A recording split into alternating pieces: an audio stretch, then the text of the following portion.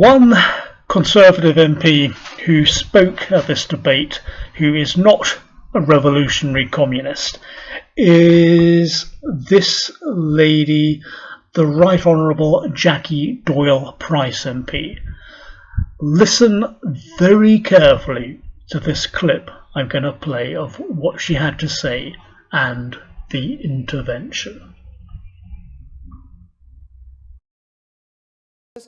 For some people, gender dysphoria is a permanent condition which does need to be alleviated with treatment.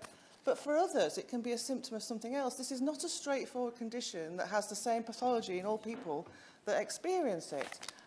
We know that it's prevalent amongst people with autism.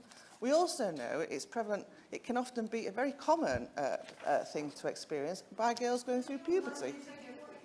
Yeah. I'm very grateful to the Honourable Lady for giving way, and I wonder if I can just ask her and any other members in the room thinking of making that connection between trans and autism to be more thoughtful about how they are expressing that, because there are a number of people watching and listening to this who will find that particularly unhelpful, and I think that we can probably be a bit more nuanced in our language. I think it is important that we actually really do understand what we're talking about when we look at gender dysphoria. It can also be a symptom of trauma. And it's very important that we have these therapeutic care pathways. And we can shake your head. I'm talking about this from experience, having looked deeply when being responsible for this area of medicine.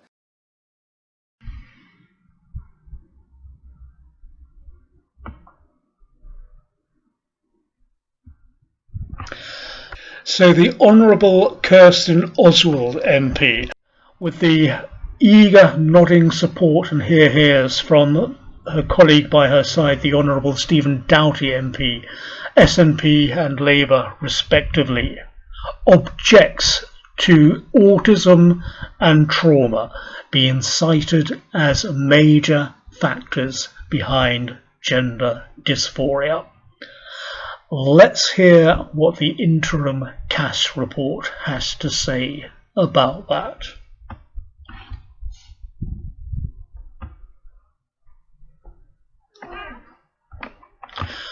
Approximately 1/3 of children and young people referred to GIDS, Gender Identity Development Service of the NHS, have autism or other types of neurodiversity.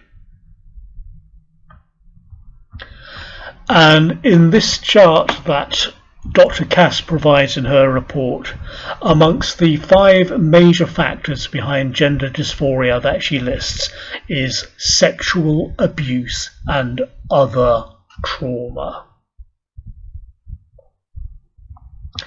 These 2 MPs are monsters.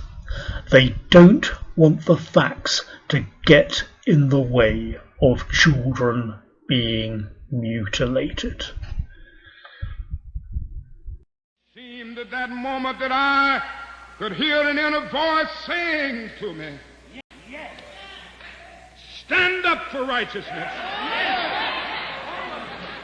Stand up for justice. Yes. Stand up for truth. Yes. And lo, I will be with you even until the end of the world.